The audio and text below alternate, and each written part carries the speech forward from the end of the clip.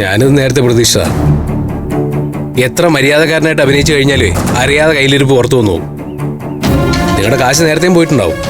ഇപ്പോഴേ നിങ്ങൾ കണ്ടുപിടിച്ചു എന്നുള്ളത് കരുതിയാൽ മതി. എന്തേലും അത്യാവശ്യത്തിനെടുത്തായിരിക്കോ ബി?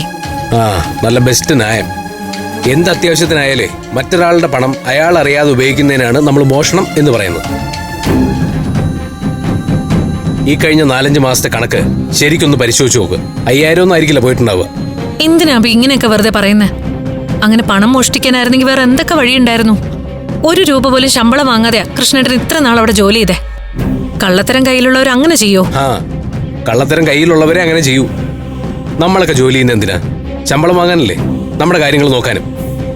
ഫ്രീ ആയിട്ട് ജോലി ചെയ്യുന്ന ലോകത്തിലെ ആകെ ഒരു മനുഷ്യൻ ഇയാളാ. അത് തന്നെ ഒരു കള്ളത്തരമല്ലേ? എന്തിനാ ഇങ്ങനെയൊക്കെ ചെയ്യുന്നത്?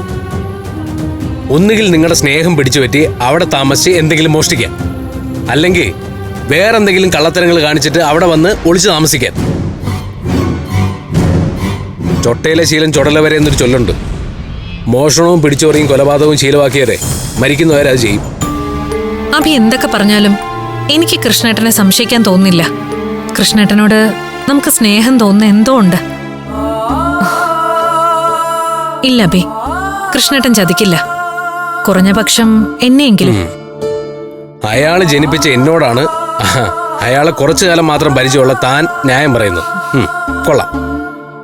ഈ അറിയാത്ത പിള്ള ചൊറിയുമ്പോ അറിയും എന്നുകൂടി ഒരു ചൊല്ലുണ്ട്. ഇനി അത് പറഞ്ഞ് തർക്കിക്കണ്ട. എന്തായാലും ഇനി കുറച്ചു ദിവസം കൂടി കൃഷ്ണേട്ടൻ അവിടെ ഉണ്ടാവും. അന്ന് അഭി അച്ഛനോട് സംസാരിച്ചതോടെ അച്ഛനും ഒരു മനമാറ്റമുണ്ട്. കൃഷ്ണേട്ടൻ അവിടെ ഉള്ളതുകൊണ്ടാ നമ്മുടെ കല്യാണം നടക്കാത്തേന്ന് അറിഞ്ഞതോടെ അച്ഛനാകെ ധർമ്മസങ്കടത്തിലാ. കുറ്റം പറയാനും പറ്റില്ല. എന്റെ കല്യാണം നടന്നു കാണണമെന്ന് അച്ഛന് ആഗ്രഹം ഉണ്ടാവില്ലേ? എന്നാ കൃഷ്ണേട്ടനെ കൈവിടാനും വയ്യ. കൃഷ്ണേട്ടന് വേറൊരു ജോലി അന്വേഷിക്കുക അച്ഛൻ. അത് കിട്ടിയാ കൃഷ്ണേട്ടൻ അവിടുന്ന് മാറും. അതോടെ അബിയുടെ പരാതി തീരും, ഇല്ലേ? പരാതി തീരുമെന്ന് മാത്രമല്ല, നമ്മുടെ കല്യാണത്തിന് പിന്നെ ഒരു തടസ്സം ഉണ്ടാവില്ല. കാത്തിരിപ്പ് അവസാനിക്കും. എടോ, തനിക്കറിയില്ല തന്നെ ഞാൻ എത്രമാത്രം സ്നേഹിക്കുന്നുണ്ടെന്ന്. എല്ലാം മറന്ന് തന്നെ കല്യാണം കഴിച്ചാലോ എന്ന് ഞാൻ പലവട്ടം ആലോചിച്ചാ. പക്ഷെ അപ്പം എൻ്റെ അമ്മയുടെ മുഖം എനിക്ക് ഓർമ്മ വരും. അയാൾ ജീവിതം തകർത്തിട്ട് പോയാ എൻ്റെ അമ്മയുടെ മുഖം. പോട്ടെ അബി, അതൊക്കെ കഴിഞ്ഞ കാര്യങ്ങളല്ലേ. ചില കാര്യങ്ങൾ എത്ര കാലം കഴിഞ്ഞാലും നമ്മുടെ മനസ്സിൽ നിന്ന് പോവില്ല. അതിൽ നിന്ന് നമുക്കൊരു മോചനവും ഇല്ല. എല്ലാം ശരിയാവും അബി. ശരിയാവട്ടെ, എല്ലാം ശരിയാവട്ടെ. എന്നിട്ട് നമ്മൾ ആഗ്രഹിച്ചതുപോലെ സ്വപ്നം കണ്ടതുപോലെ ഒരു ജീവിതം നമുക്കുണ്ടാവും. സ്വപ്നങ്ങൾ ഒരുപാട് കാണുന്നത് നല്ലതല്ല, പ്രത്യേകിച്ച് പെണ്ണുങ്ങളെ. പെണ്ണുങ്ങളെയല്ലോ, എന്റെ പെണ്ണിനല്ലേ. തന്നെ സ്വപ്നം കാണാതെ ഞാൻ എങ്ങനെ ജീവിക്കും? കുറച്ച് കൂടുതൽ റൊമാൻറ്റിക് ആവുന്നുണ്ടോ എന്നൊരു സംശയം. സത്യം പറയാലോ, കെട്ടിപ്പിടിച്ചൊരു ഉമ്മ തരാൻ തോന്നുന്നുണ്ട് എനിക്ക്. ശരിക്കും?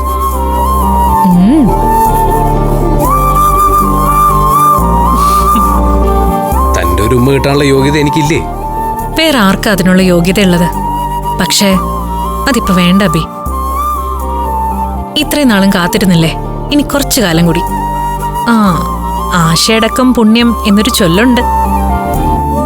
എന്തായാലും ഒരു ഉമ്മ തരാം.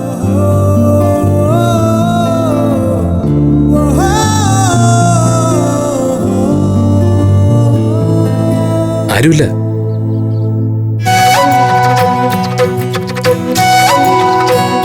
കണ്ണടയ്ക്ക്, അടയ്ക്ക്.